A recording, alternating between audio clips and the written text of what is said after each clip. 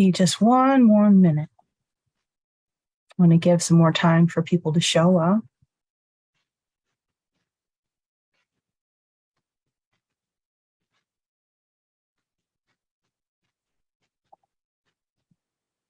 And I think we've successfully live streamed to Facebook. We'll find out. Well, welcome everyone. Feel free to write your name in the chat and let us know why you've joined us today.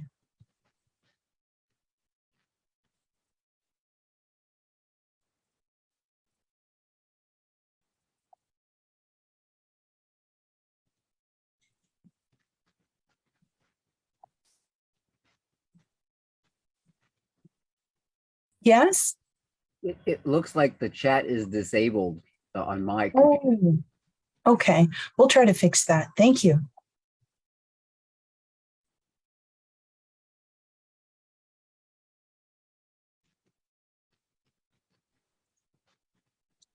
I think it might be allowed now.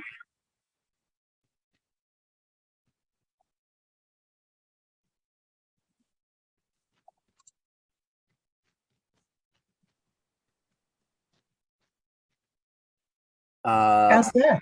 Looks like it. I just sent you a chat note there. Awesome. Thank you so much. Mm-hmm. We also have a hand up.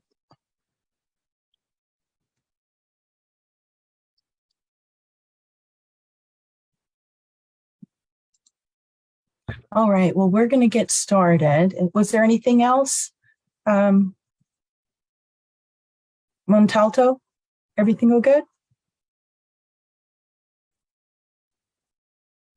It looks like it to me. I don't know who else is there, but Okay.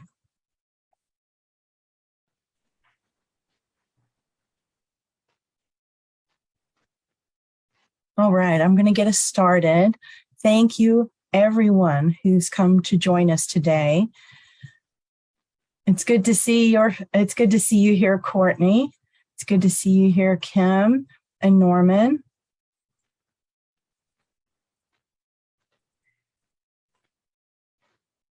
We'll get started.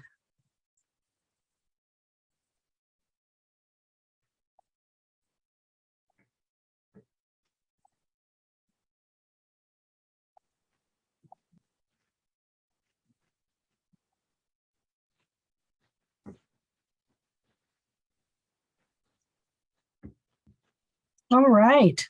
Our speakers today will include Dr. Daniel Doyle. He's with Physicians for a National Health Program of West Virginia. Sally Roberts, who's with Rise Up West Virginia. Gary Zuckett with West Virginia Citizen Action Group. And myself, Eve Markham Atkinson with West Virginia Citizen Action Group. Before we get into this too far, we will be plugging a couple of things several times throughout the webinar. We highly encourage everyone to join our petition, to sign our petition to HHS Secretary Becerra. And it's tinyurl.com/MMAWV. And then we would love for you to share your healthcare story with us. And that is at tinyurl.com/WVstories21. Sally, would you like to take it for us? Yes, thank you so much. Tonight we're here because we're asking that Secretary Becerra and President Biden help us make meds more affordable. And why are we here asking for this? Because nearly 1 in 4 Americans, nearly 18 million, cannot afford the medications they need, which are sold in other countries for half the price. This burden is disproportionately felt by Black and Brown communities, individuals who tend to be sicker and lower income are most likely to ration their medicine, which can result in negative health consequences, including death. So why are medications so expensive? There are a couple of reasons. A few reasons include patents, monopolies, and corporate greed.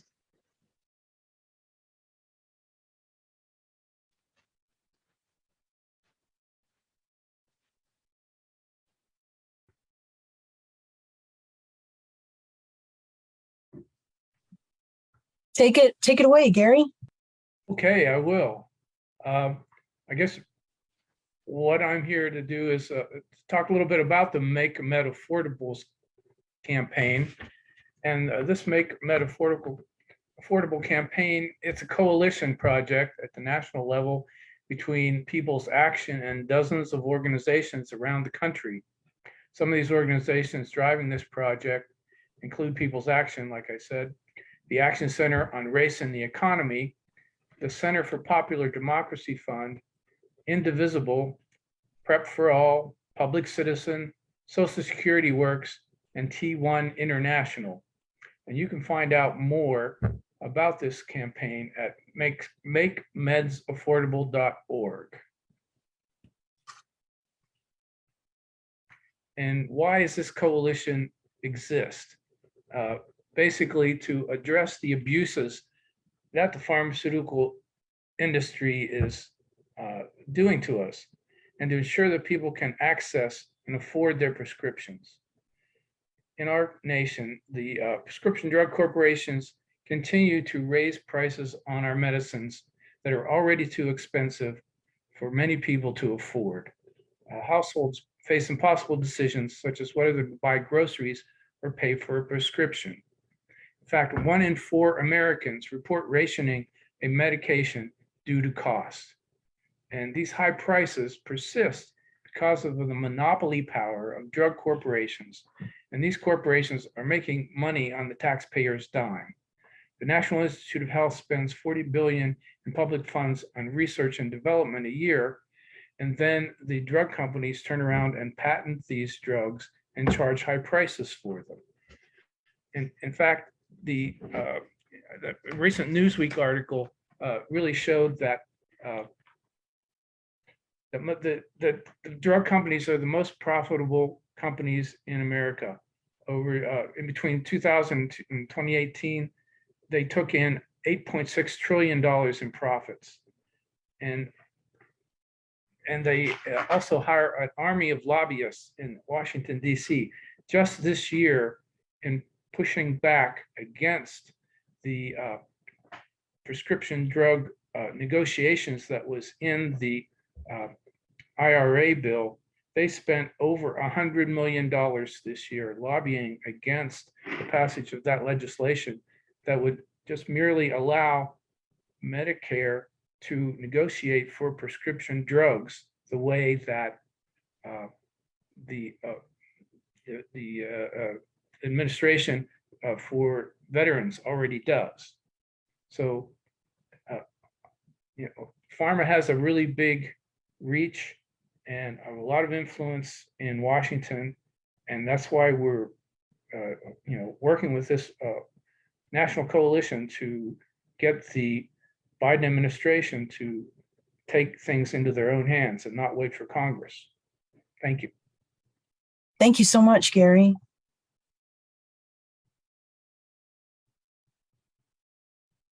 So, high prescription drug prices. How does this affect Americans? Well, we spend more on prescription drugs than anyone else in the world. I think the average cost are about $1,200 per person per year. And, it's true that Americans take a lot of pills. But what really sets the U.S. apart from most other countries is high prices.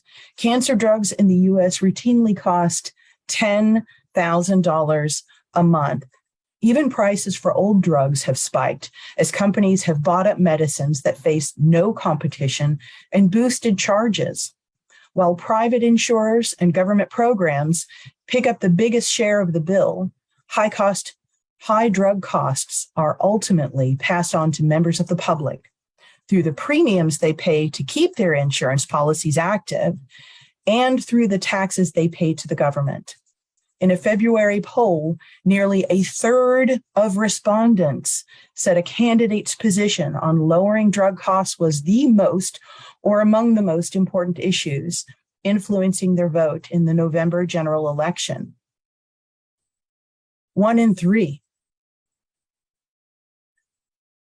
And 80% of adults believe prescription drugs are unreasonably expensive. So we've got 3 things that are really compounding the problem right now. We've got monopolies. Government granted monopolies mean only a few corporations can make and sell the drugs we need. We've got patents. Patents give corporations the power to set prices because we can't get our medications anywhere else. And consequences. Americans pay more than 2.5 times as much for prescription drugs than people in other countries.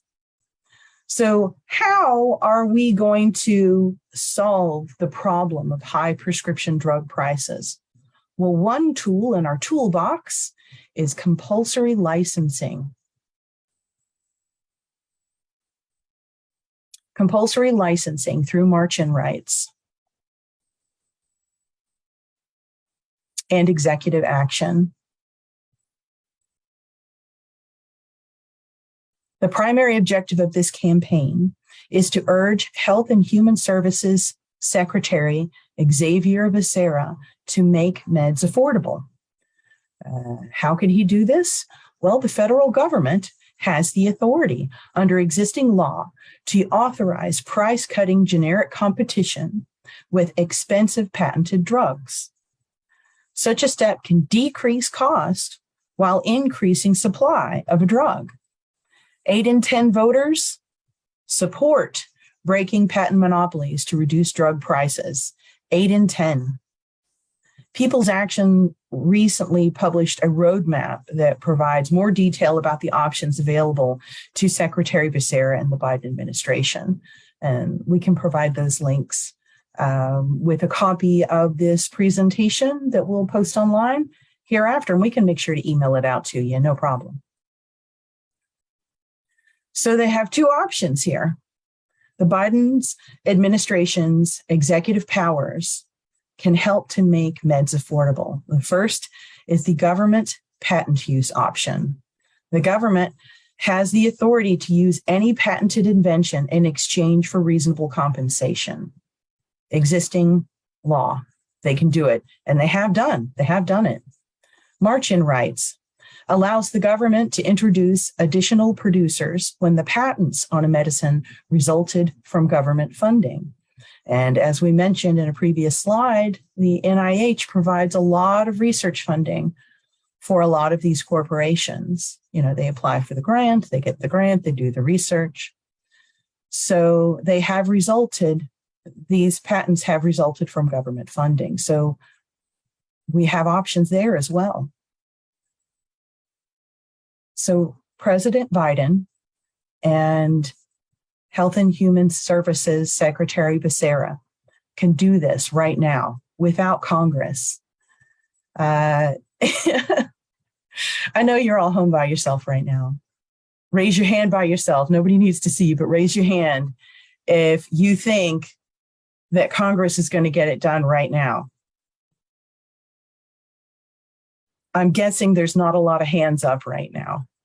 Well, a lot of people have a lot of unhappy feelings about the productivity of our current Congress. And when you're dealing with partisan politics, it can really slow down legislation from getting passed and even stop it. So how do we get around that? Well, we can rely on march-in rights and the government's ability to authorize the use of a patent.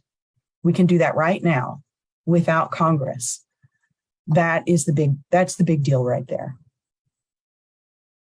So how has the government done this before? The simple answer is yes. During the anthrax scare in 2001, George W. Bush publicly considered lifting the patent for a critical antibiotic, which led the manufacturer to cut the price in half. Just threatening to lift the patent made the manufacturer drop the price. The government used this power throughout the 1960s to make patented drugs available at lower cost. And the US government has lifted patents on things like night vision goggles, electronic passports, lead-free bullets, and other products. So they obviously do this on the regular. Can I have a pair of night vision goggles? Apparently I can, and it could be made from a generic manufacturer.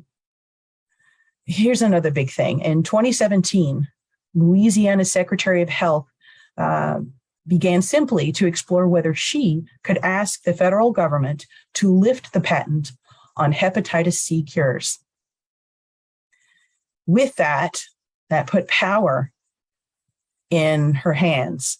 And so she was able to negotiate major discounts. More Louisiana residents received the cure in the next 75 days than in the entire previous year. So we have a history of using these tools to make change happen, and fairly rapidly. Right now with our program, our Make Meds Affordable campaign, we're just starting off with this project. And so we've targeted 6 drugs.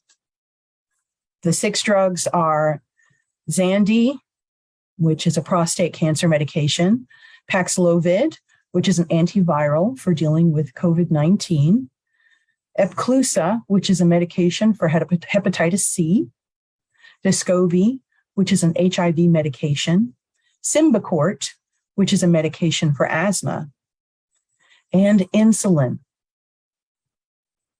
We have so many diabetics in this state. Anything that we can do to bring down the price of insulin is going to be felt by so many, and it's going to relieve the burden on them. Well, we have an interview with someone that's coming up very shortly. Her story is very moving, so please stay. Before we move on to the next section with Dr. Dan Doyle, he's going to go into a little more detail about those medications. But I just want to plug our 2 links. Sign our petition at tinyurl.com/MMAWV, Make Meds Affordable, WV, MMA. And then share your healthcare story with us, tinyurl.com/WV Stories 21. All righty, Dan, do you want to take it away? You'll want to unmute.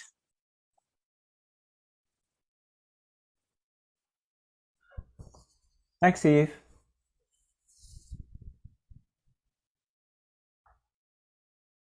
There we go.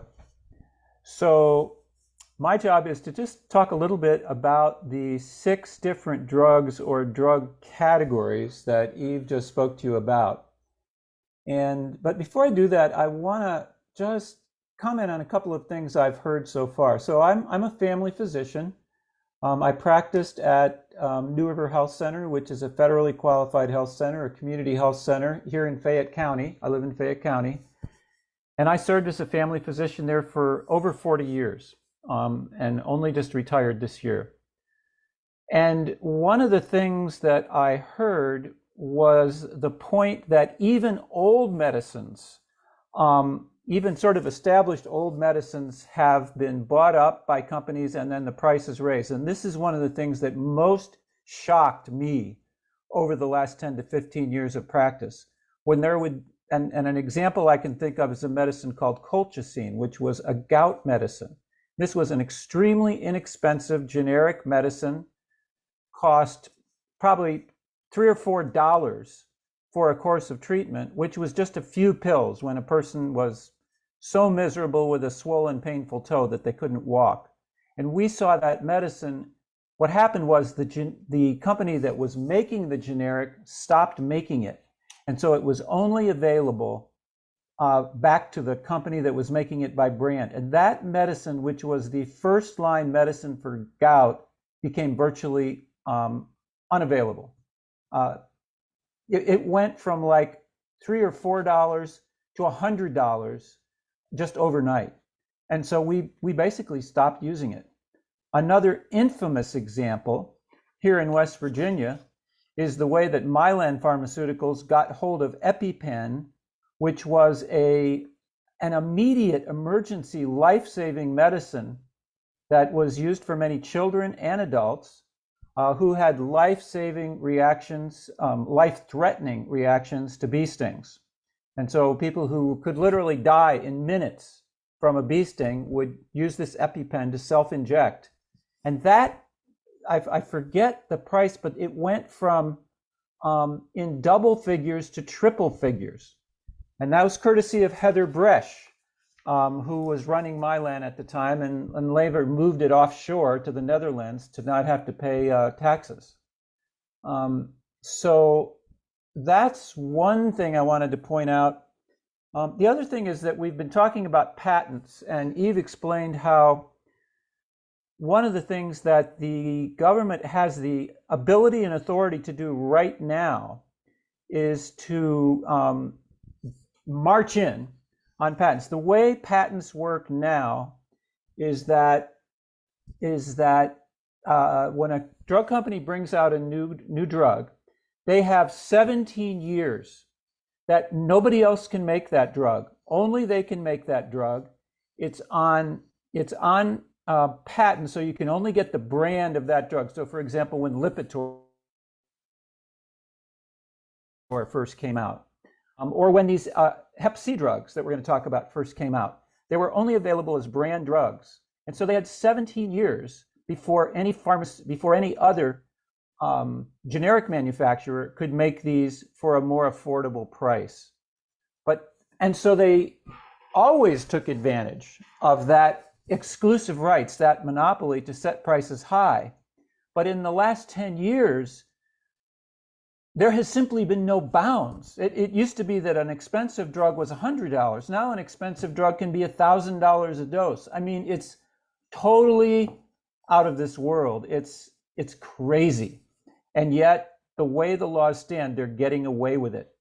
When the Bush administration introduced Medicare Part D to have Medicare partly cover the cost of prescription drugs, that seemed like a very good thing. But in the fine print that the pharmaceutical companies demanded and got before they would allow that to be passed was a provision that the government would never negotiate prices on drugs. The government would never do what can be done in Canada, what can be done in Europe, what is done with the VA, as Gary pointed out. So they got a promise that drug prices would never be negotiated. And then they proceeded to jack up prices so that they've gotten out of reach of regular people. So as you heard, the Make Meds Affordable project has chosen 6 drugs. So the first one on Eve's list is this Xtandi. This is probably the drug on the list that is used for the fewest number of people, but it's one of these brand new drugs that, as you can see, it says net price was $129,000. So that means that they would actually bill the person's health insurance $129,000 a year to be on this drug. Only half the population is ever going to be a candidate to use this drug, males, and of them, it's not all prostate cancer patients. It's a small subset of prostate cancer patients who are resistant to other treatments. But this is an example of how fabulously expensive cancer drugs can be. The next drug on the list is one of 3 of the drugs. 3 of the 6 drugs are actually used for infectious diseases. Paxlovid is one that there's probably people on this webinar who've actually used this or had family members to use this, because beginning probably in late 2021, there started to be a drug that you could take if you got sick with COVID. In the beginning, we didn't have that. And so Pfizer brought this drug to market. toward the end of 2021, $530 a course, and a course lasted about 1 week. So this is a great example of, you used to go to the doctor and have a strep throat and they'd prescribe amoxicillin or penicillin. You'd go to the store and you'd get your amoxicillin or penicillin for $10. Or you had a urinary tract infection, you'd get your Bactrim for $5 or $10. Now here's a drug for an infection, infecting millions of people, and they're gouging us for $530 for a single treatment, which is shameless, but the system is set up to allow that unless the administration intervenes. The next drug on the list is another infectious disease drug. It's called Descovy. This is a drug that people who are at risk for HIV because of their sexual lifestyle or sexual practices, that prevents people getting HIV. So this is an extremely important drug, being aggressively promoted by the federal government and the CDC because it can reduce people developing HIV. As it says there, it reduces risk of getting HIV by 99%, which is wonderful, but it's a medicine you have to take every day. So you take one pill every day. There are 3 medicines available right now for what's called PrEP, which is prevention of HIV. This one, there's another one called Truvada. Both of them are pills that you take once a day. And then there's an injectable drug that you take every other month. But all 3 of them are still on patent, brand only, extremely expensive. And even though the drug company has programs, if you go to their website, we'll help you get this. You can get this for free. It's basically just PR because they do help some people who have to have income qualifications, jump through hoops to get it. But there's many other people who go to the doctor, get a prescription, find out the cost, and either can't get it or will take it for a short time and then have to go off it and therefore be exposed to HIV. The price per dose of this we don't have, but it's in the thousands of dollars. Next drug is Epclusa. And this is the 3rd of the infectious disease drugs on the list. This is a treatment for Hep C, hepatitis C. 10 years ago, if you had hepatitis C, there were some ineffective cures that really caused a lot of nausea and were difficult to take. And then about 8 years ago, these miracle drugs came on the market. And they are wonderful drugs because they actually cured hepatitis C. And it was easy to cure hepatitis C with these drugs. But as you can see here, the cost is $85 to produce, but $1,000 per pill to take. So again, many people go to the doctor, get a prescription, can't afford these. And basically, when I had patients where we were prescribing these drugs for them, we had to get them enrolled in a special program, or if they had Medicaid, we had to go through filling out a whole bunch of forms. So there were barriers and obstacles that made it difficult to get these.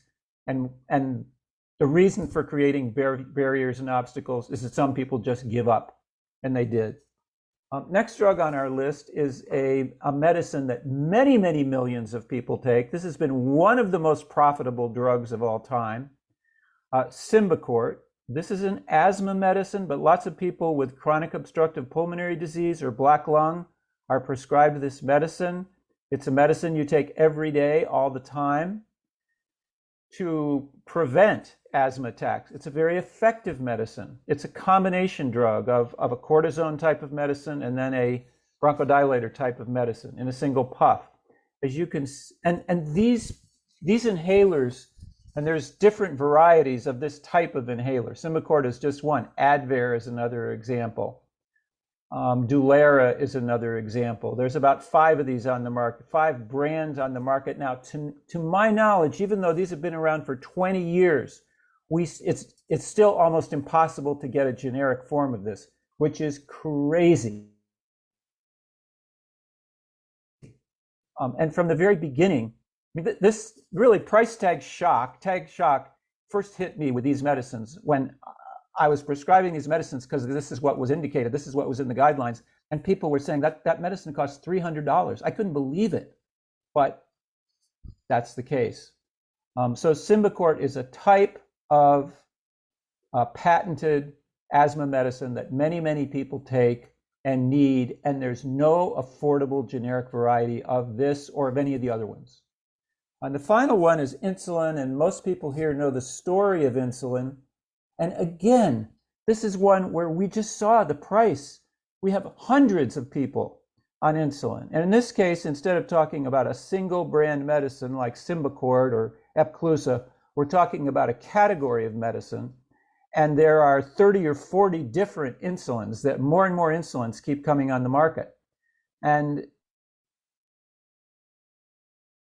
it is amazing how beneficial these medicines can be, but it's equally amazing how they're overpriced and outpriced so that many people who need them either can't get them or may have to make huge family sacrifices to use them.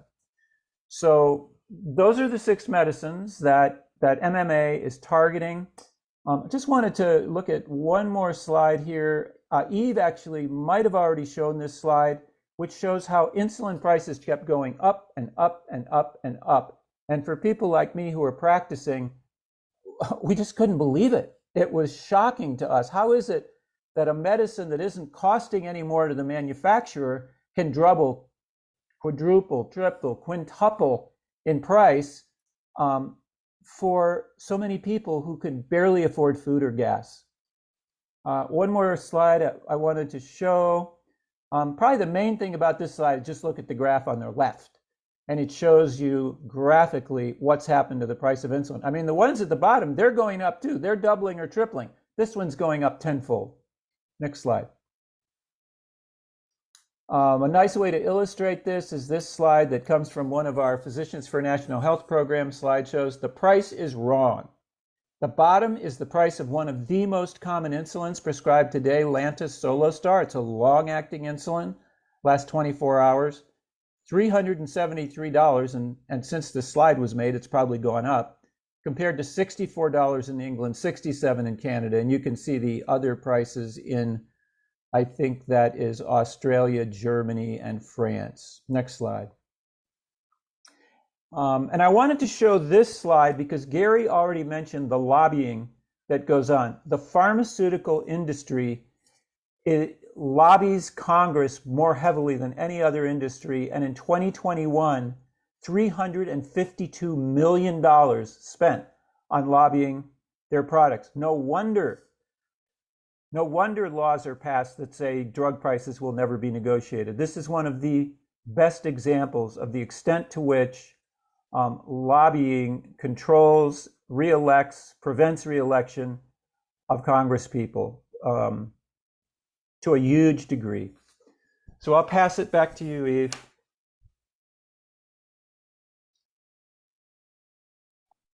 Thank you so much, Dan. I just wanted to plug again our 2 links. Sign our petition at tinyurl.com/MMAWV. And you can also share your healthcare story with us at tinyurl.com/WV stories21. And on that note, I'm going to share a couple of stories, a collection of stories with everyone from real West Virginians.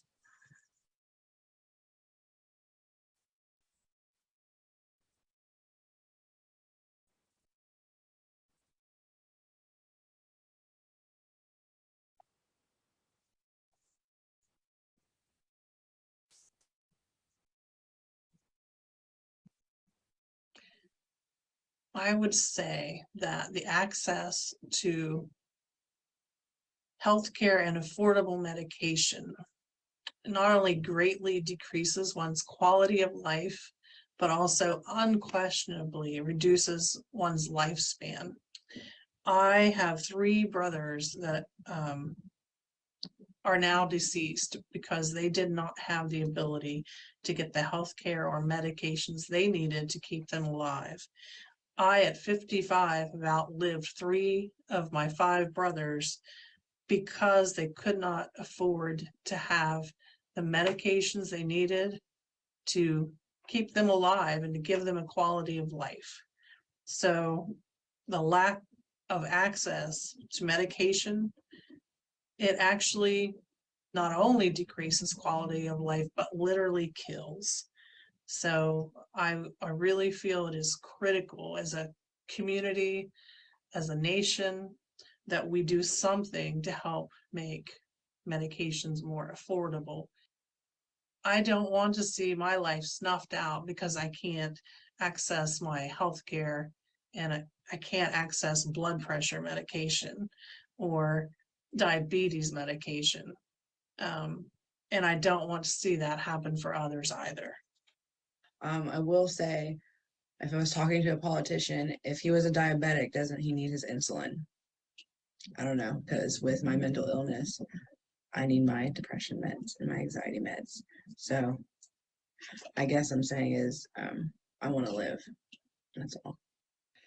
The beginning part of my experience was very stressful because I didn't think I was going to make it. With depression, anxiety, and suicidal thoughts, you don't want to do anything with your life. You want to die. After I was able to get my medication, it made a big difference in my life. I mean, it made it difficult.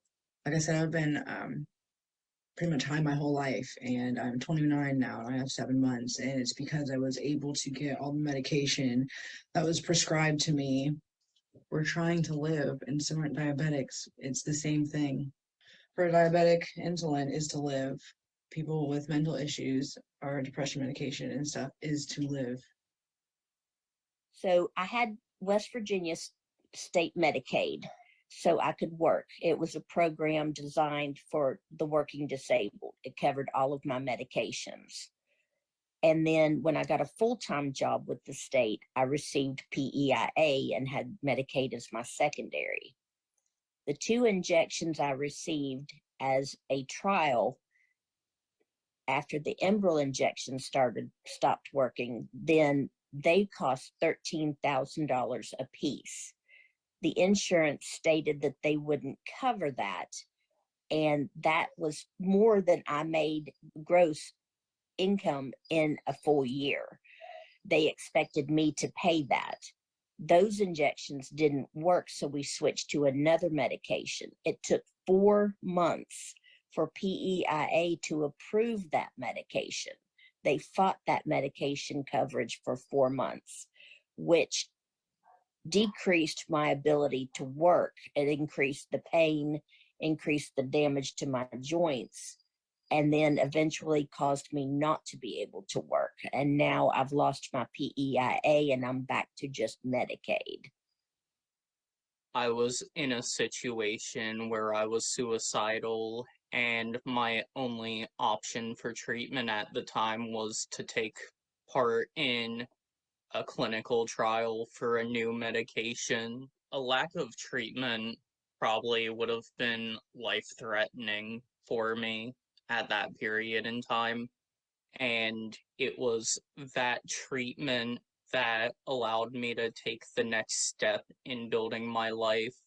But having to go through that means to get treatment shouldn't be the outcome. Treatment should just be the default.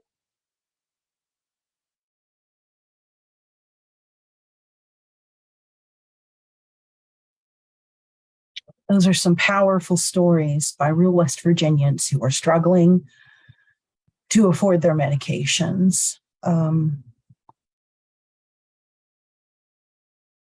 Tell us what you think about that, Dr. Doyle.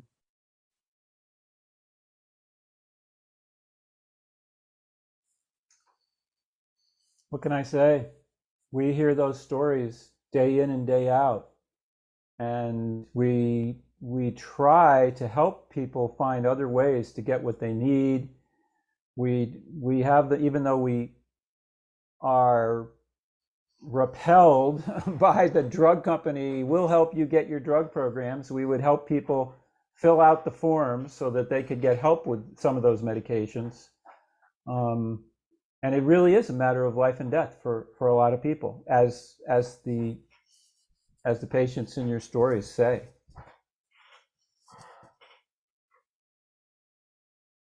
Thank you. And I think we'll go ahead and start the next video. This video is from Mindy Salango. She's a West Virginian struggling with diabetes.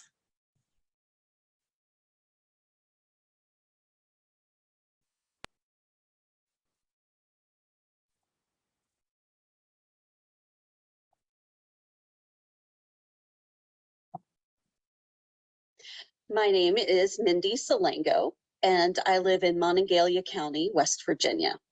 So I was employed full-time. I had health insurance through my company. However, due to my divorce and our insurance not being that great and the coverage not covering everything that I needed, my out-of-pocket expenses for my diabetes, including my insulin and supplies, was as much as my mortgage. So for a year, I had to ration my medication. For a diabetic, that is deadly and can lead to long-term complications. Because of that year, I now have diabetic retinopathy. I couldn't make ends meet. And like I said, my insulin cost as much as my mortgage every month. And, I wasn't making great money. I was able to survive, but the last couple weeks of every month were tough, were very tough. And I would have to eat a lot less so that I didn't require as much insulin. And when I say eat a lot less, I mean, I wasn't eating much at all at that time during those couple weeks and each month. And, not taking as much insulin as was required and that my body required to sustain. So my blood sugars would easily be over 300 pretty consistently, over those couple weeks so that I could stretch my insulin out until my next payday. And I've always felt like I was kind of like behind the eight ball. You would get the mortgage paid or you'd hold off on the electric bill until next month, so that you could get your insulin. I was always behind the eight ball on something so that I could try to stay alive. And, I'm fortunate that I was able to find another job so that I didn't have to do that any longer. But it was a real juggling act. It was very stressful. Stress will cause your blood sugar to increase. People don't realize it's not just food that makes your blood sugar increase. It's stress, it's hormones, it's, all of those things. And it was a very scary, dark, uncertain time. If I lose my job tomorrow and don't have health insurance, my insulin would cost $1,200 a month, and that's insulin alone. It is, without insurance, insulin is $300 a vial, and a typical type 1 diabetic uses between 3 and 4 vials a month. And that has gone up around between 1,200 and 1,500% over the last 15 years. There's been no change to the formulation. There's been no reason for that cost increase other than greed from the drug companies. When I was first diagnosed 28 years ago, insulin cost about $20 a vial without insurance. Now it's over 300. People are struggling to survive. And then when they have diabetes on top of it, it's almost a no-win game. People have died from rationing. People have died going without insulin because of cost. 1 in 4 diabetics in the type 1 diabetics in the United States currently ration insulin due to cost. I would say in Appalachia, that rate is much higher. And it's sickening to me. It really is, that there's so much emphasis on profit over patients. The original patent for insulin was sold for $1 because the people, the gentleman who discovered it and, you know, refined it, said, this doesn't belong to me. It belongs to the people who need it. But now it doesn't belong to us at all. Like I said, we're at the will of a drug company representative who wants a big bonus. It's just, this isn't the way that we should live. The job of our government is to take care of its people, specifically its most vulnerable. And we've really been left behind. The healthcare system in general in the United States is abysmal. But for diabetics, you know, we're left. I feel like we've been left behind, and with a deadly disease that we fight every day to stay alive. And I don't know what we need to do to get through, to get something done.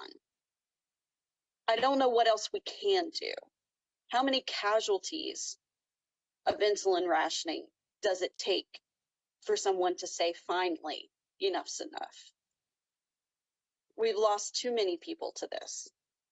And people are, you know, coming up with horrible, horrible lifelong ramifications of rationing their insulin. And when it can be completely avoided, we just have to rein in greed. And until that becomes a priority, we're going to suffer.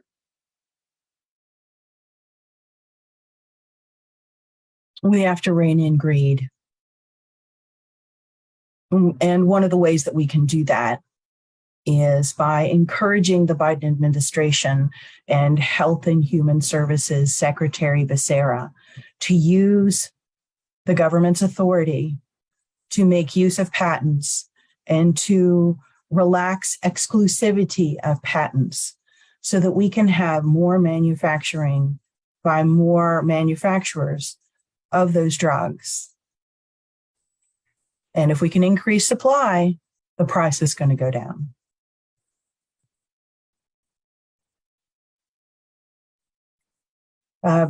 Would anybody like to talk about that video a little bit?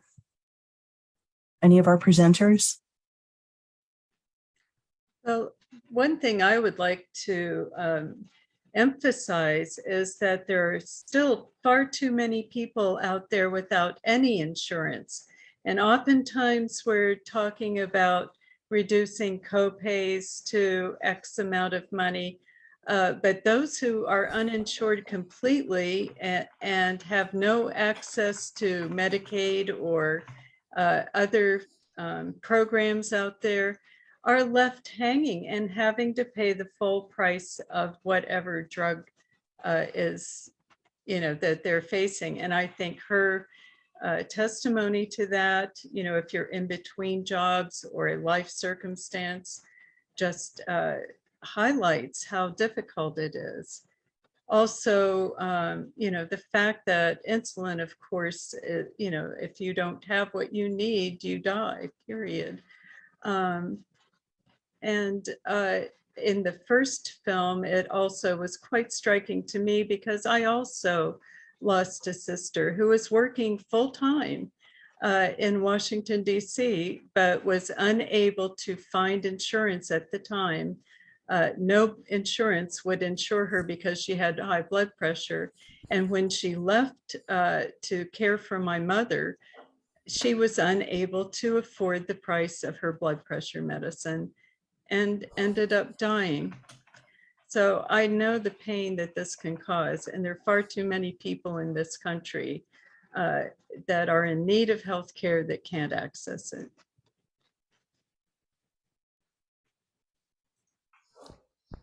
Thank you, Sally. Gary, did you want to say something?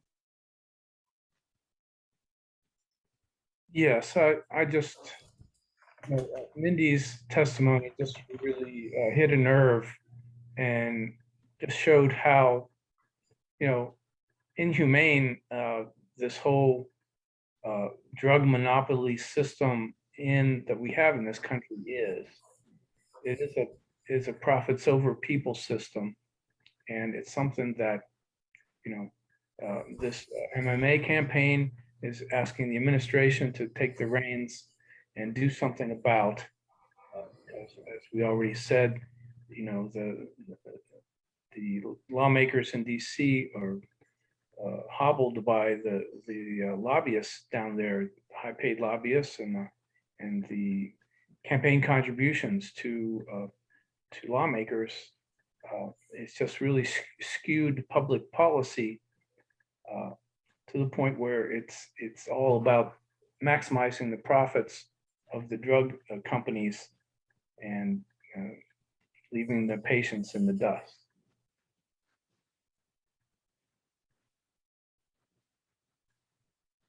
Yes, indeed. I think now might be a good time to look at some questions that were shared in the chat. Norman asks, what is the current position on the change we're proposing by the administration? Their current position is that they are hesitating. They are making excuses. And we have to help them to see that those excuses that they're giving are misleading at best, if not false. In one case, they're trying to say that a department that is under Secretary Becerra would be the one in charge of it, and that they have no control, but he's the head of Health and Human Services. Therefore, he does have the power to move policy change. So we're getting some pushback. We are getting some pushback. And the only way to get past this is with enough people contacting the Biden administration and Secretary Becerra to do something now, because they have done before. It's time they do it now, because wanton, unchecked greed is literally killing people. Looking for some other questions. Kim shares that her daughter's insulin went from $600 a month before insurance in 2009 to almost $1,500 a month in 2017. That is huge.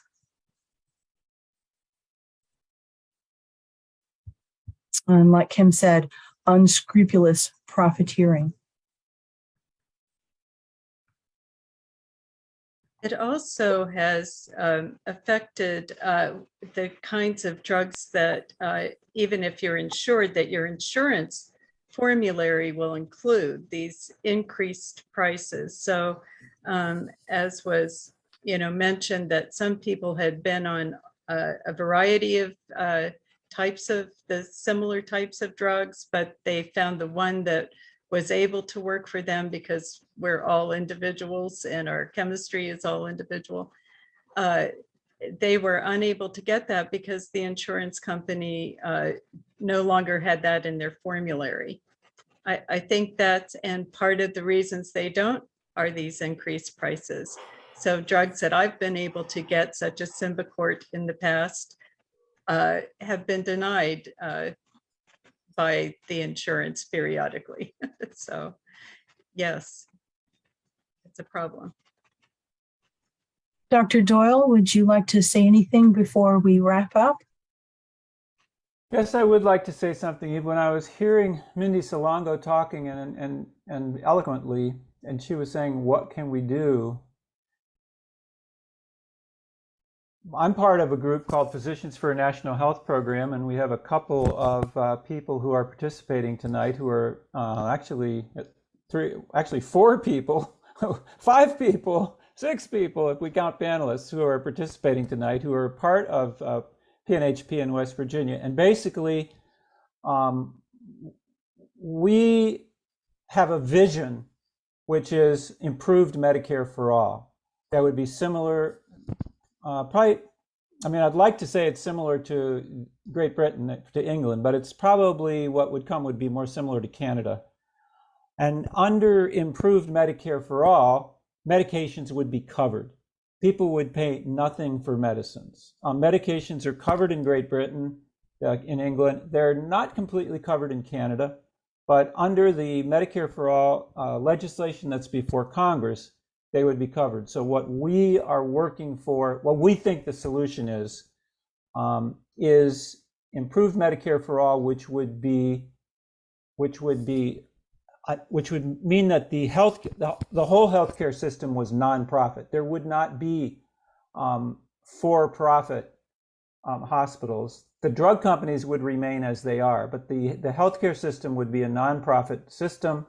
There would be a single payer, and if you have a single payer, which would be Medicare, and they would be able to negotiate prices with the federal government, with the manufacturers, as they do now with the VA, and it would be a federal system. So it would be like an expansion of Social Security that completely covered healthcare for everyone, and there would be no more stories like the stories we heard there tonight.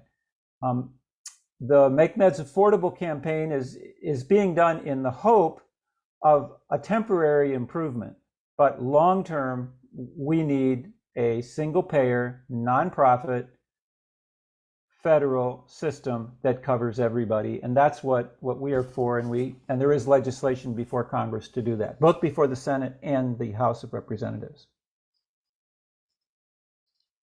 Thank you so much, Dan. Thank you to everyone who came to present today and for everyone who attended. We will be hosting another webinar on September 8th. And that webinar will be about another layer in the layer cake that is why medications are so expensive. And that layer is pharmacy benefit managers, PBMs, not a peanut butter and jelly sandwich, but pharmacy and benefit managers, PBMs. They are middlemen, and they make their money between the patients and the pharmacies and the pharmaceutical companies. So it's already extremely expensive coming from the pharmaceutical companies, making record profits and jacking their prices up to such extreme levels that you're dealing with, like what Mindy said, 1,200% increase in the cost of insulin. So you add to that even more price raise because of pharmacy benefit managers, and they're actually working to squeeze profits out of patients and pharmacies. And we've seen a record number of independently owned pharmacies across West Virginia and across the country close because of unethical predatory practices by PBMs. So we'll be talking about that on September 8th, and we'd love for everyone to come and share the link. And one more time, Jude, if you would share those 2 links for me to share your healthcare story with us at tinyurl.com/WV stories, and to sign our petition to ask Secretary Becerra and the Biden administration to move policy and to make change, to use those marching rights that they have done before, use their government authority like they have done before, and allow for more generic manufacturing of these drugs. Some of them have been blocked for years from making generics. Others, generics are being produced, but they can only be sold overseas and not in the US. Therein is why people drive all the way to Canada to get their insulin, because they sell it cheaper up there, but they sell it more here because they can. We need to stop that. We need to make change right now. And anything that you can do to help with that would be great. You can sign our petition. You can write letters to the editor. You can actually write letters directly to Secretary Becerra if you are so moved. It's going to take all of us to help redirect this ship in the right direction. Thanks, everyone, and have a wonderful evening.